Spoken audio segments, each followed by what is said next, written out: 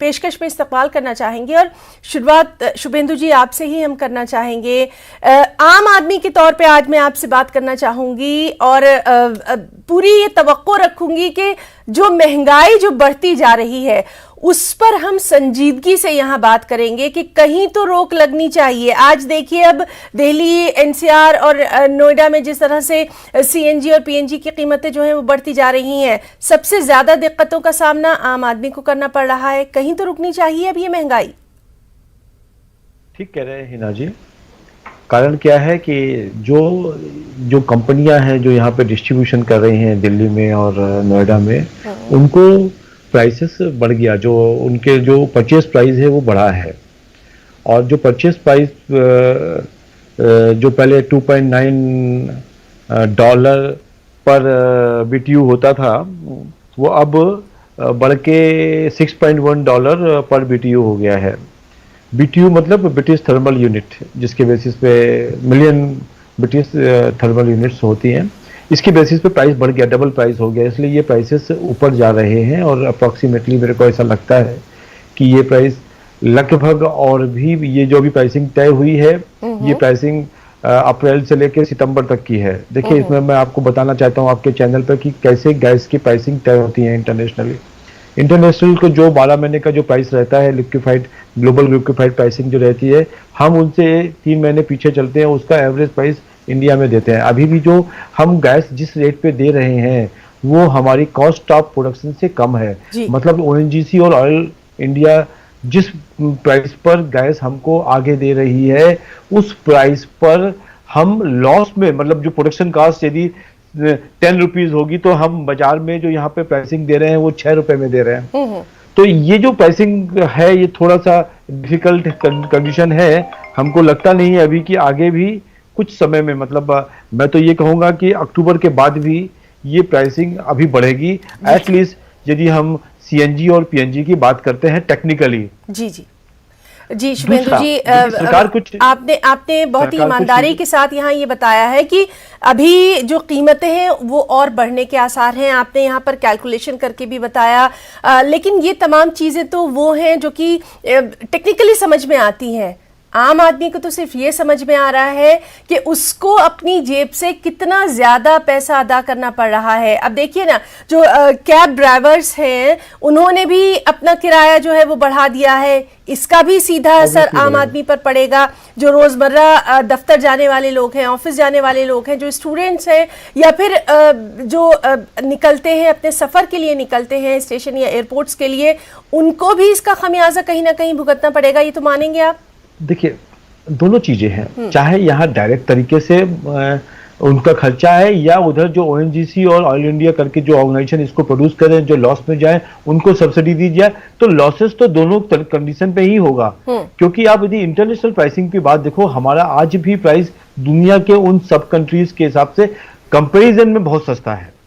मेरे को ऐसा कहना है आपके इस चैनल के माध्यम से कि ये सरकारें इसको देख रही हैं, पर इसमें बहुत कुछ होना, हमको ऐसा लगता है, बड़े बेवाकी से कह रहा हूं, मैं झूठ भी बोल सकता हूं कि अगले 3 महीने के बाद प्राइसिंग कम हो जाएगी और ये हो जाएगा वो हो जाएगा, पर हमको नहीं लगता कि अगले 3 महीने, सितंबर के पहले तक तो होना ही नहीं है, क्योंकि ये प्राइसिंग सितंबर तक के लिए हो गई है, अप्रैल टू सितंबर। और उसके बाद भी यदि इस समय पर इंटरनेशनल प्राइस का जो आज का रेट है वो हायर है, उसका जब एवरेज निकाला जाएगा तो अक्टूबर के बाद दोबारा बढ़ने के चांसेस हैं।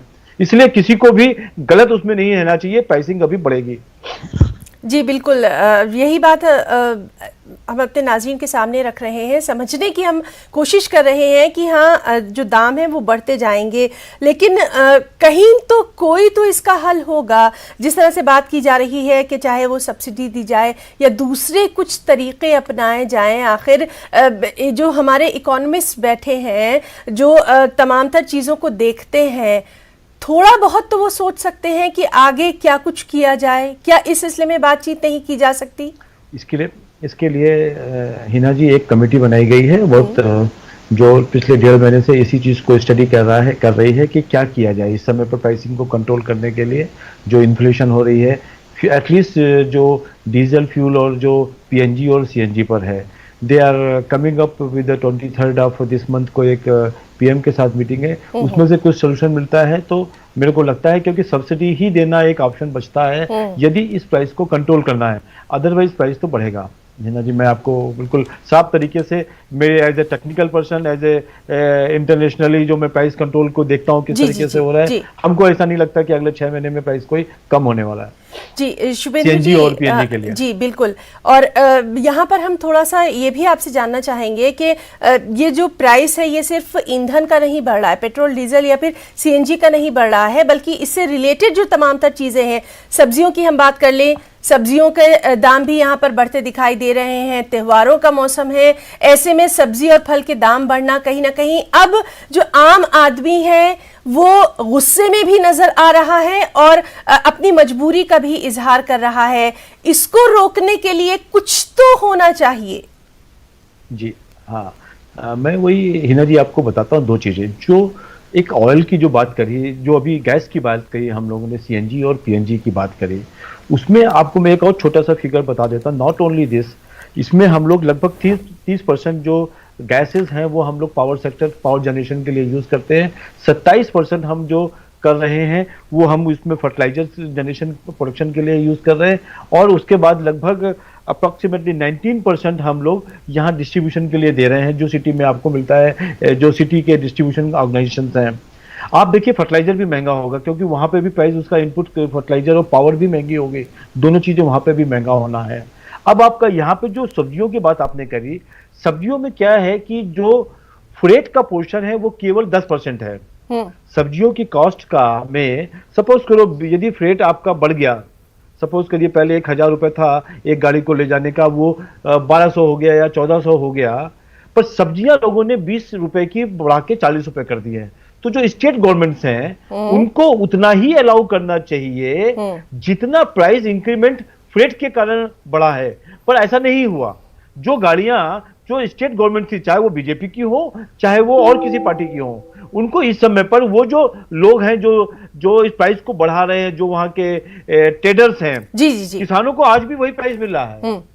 पर चूंकि वो दिखाने के लिए, बताने के लिए कि फ्यूल प्राइस बढ़ गए हैं, बहुत ज्यादा बढ़ गए हैं, इसलिए सब्जियां महंगी हो गई हैं। यानी शुभेंदु जी, यहाँ पर ये हम टेक्निकली तौर पर समझना चाहेंगे कि अगर स्टेट्स चाहें, रियासतें चाहें, तो कहीं ना कहीं कीमतें कम हो सकती हैं, ये कहना चाहते हैं। सब्जियां जो फूड प्राइसेस है वो केवल 10% बढ़ सकती है। केवल यदि 20 रुपए किलो की आलू है तो वो 22 हो सकती है। इस फ्यूल प्राइसेस का सब्जियों के ओवरऑल के ऊपर फर्क नहीं पड़ रहा है, पर आप लोगों ने इसका बहाना लेके 20 रुपए का 30 रुपए या 40 रुपए कर दिया। लेकिन शुभेंदु जी, एक आम आदमी के लिए तो ये बहाना नहीं है ना। अब आप खुद ही देख रहे हैं कि अगर 100 रुपए लेके बाजार में पहले जाते थे, वहीं अब 500 का नोट भी कब खत्म हो जाता है पता नहीं चल पाता।